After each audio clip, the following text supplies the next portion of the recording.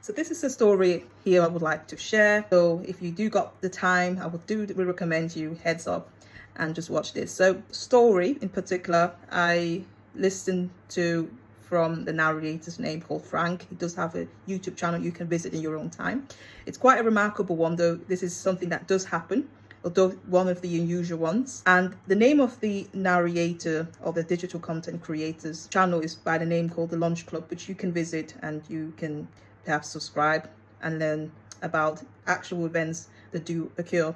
And it's about many people from different walks of life who are from all over in Africa. This man really helps, who've been scammed, who've been tricked for their money, some brutal stuff that you hear.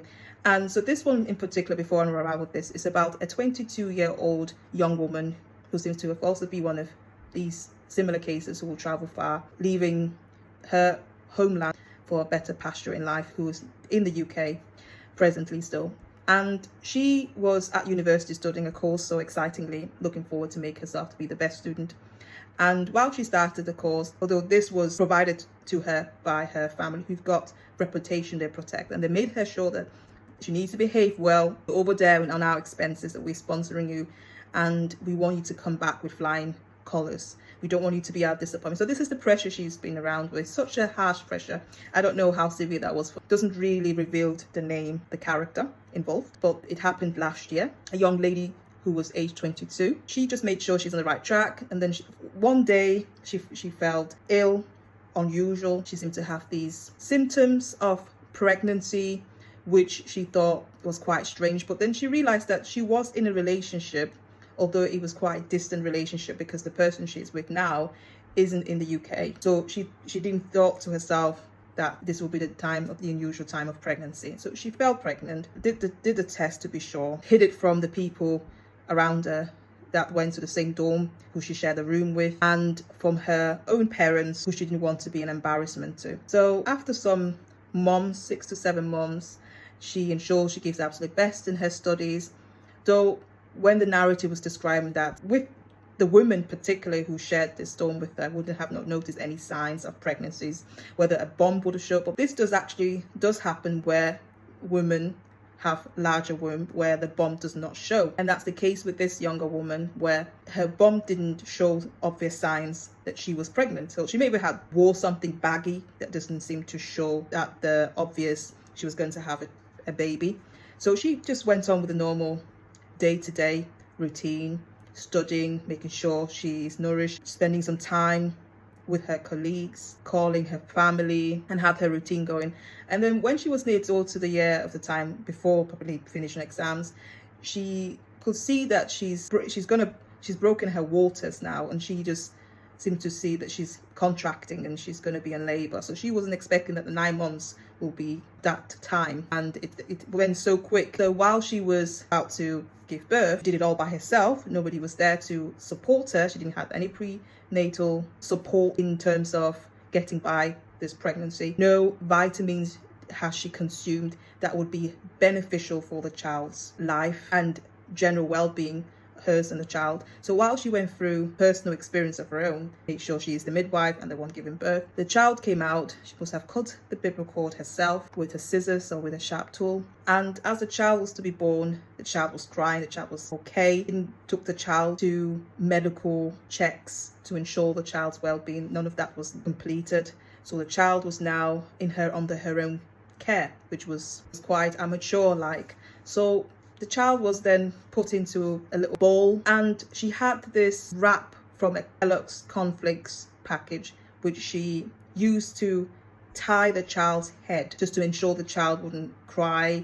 This would reduce its breath in any way, maybe to reduce its life expectancy of this child. Poor child, didn't ask to be here. So the child was trapped in this thing wrapped around his head, and then it was put into a suitcase that she dashed away. And sometime after, I don't know whether this woman had any conscience about whether the child is doing okay. So let's say after a week, that's how long it must have taken. She felt unusual. So she thought she couldn't ignore this serious symptoms she's been getting. So it was about making sure she is well. So she went to the hospital to get herself checked properly. So the doctor had a look at her while she was attending A&E, and they could see that she's a woman who had a baby, who would have probably had received hospital treatment, or she had the baby not in the hospital but at home having personal birth there and then. So they found that something about her didn't seem to be odd. So they asked her some questions to go through to be able to diagnose her properly, that if she had a child, and she said no, not had a baby, was never pregnant before. So they said that what she's saying doesn't seem to be logical. So they didn't want to press on. They just took her by her word, but they found that something was unusual about this woman. So apparently the narrative was saying that they called the police on her. So although her details were there in their system, so they matched her up, and then the police followed the details that were provided to them. So they went to her dorm where she was currently staying.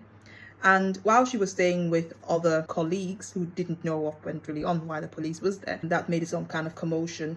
They wanted to search everything. So the police said, we have the warrant to search your room, and we need to know what is going on. Before we do that, we need to ask you some questions, and we're looking for your honest answers. So she said just the same thing she told the doctors, the nurses at the hospital, that she was never pregnant. And if she was, her colleagues would have been known about this because they lived together. So, you know, if she could ask, they could ask anybody else who knew her. That the obvious would be that she was pregnant, found pregnant.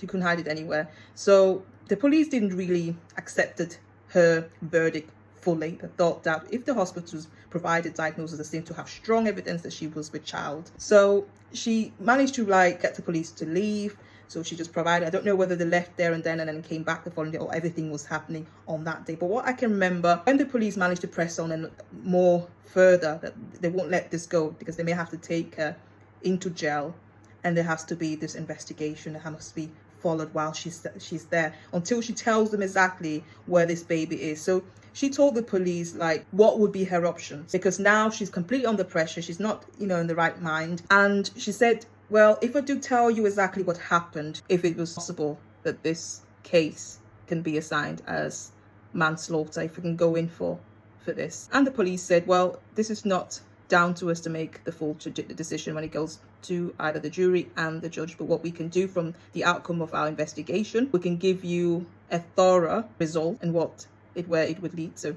So she wasn't fully perhaps convinced, but she was hopeful that this may change her circumstances.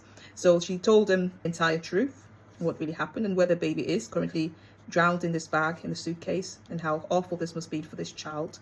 So they did a thorough investigation and looked into it, and they saw that the child had this plastic bag on it. And if she did told the hospital about this some time ago, she wouldn't be in this situation. She probably would have been able to save this child's life, and she would probably be considered manslaughter. So when she told the police that I was panicking, I come from a reputable family background, it's going to look so bad at me, panic-stricken, giving this rehearsal nonsense, and they could tell that, well, this doesn't seem to count, unfortunately, because we know that this was done intentionally.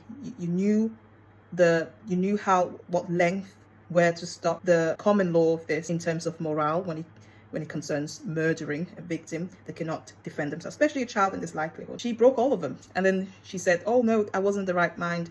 I need to do a mental health test to be tested for mental health diagnosing. And they said, well, this does not work for us because you knew intentionally what you were doing. We've gathered all the evidence so far, and it all points out that the child died in your hands intentionally. And your report coming out whilst you're studying doesn't seem to show that you seem to have any signs of mental health illness, because there will be obvious markers. So I'm not too sure whether she was given a chance to go and do the reading about her mental state. But sadly, the innocent of this is the child that didn't ask to be born and had to go through this unsettling dying experience, dying on its own in a place so dark, so abandoned, didn't ask to be in. But this is the story about this event, about this young lady. And I really like what the narrator said, not to pressure the young people that do obviously come here to turn their lives around, their circumstances. But what family needs to really understand is if you send your child on their own to come to this country, whether to meet a relative, but you as a parent are not there to oversight, you cannot really expect so much. Although she is 22, so she is considered an adult. She's in the UK, she's over 18, she's probably a younger adult, but she had, your senses, since you don't have lack of mental capacity too. So what do you think your views are? Do you think the system was too harsh to give a first convicted of murdering the child who wasn't asked to be born? But sadly, this is the case of reality. Can you imagine change in favor for her, what she's done to this poor child? So she was truly repentant. God would forgive her. But you let me know what your thoughts are by liking, commenting and sharing. this would help a long way in what we do, so we can provide some insightful and remarkable stories like this. Do take care.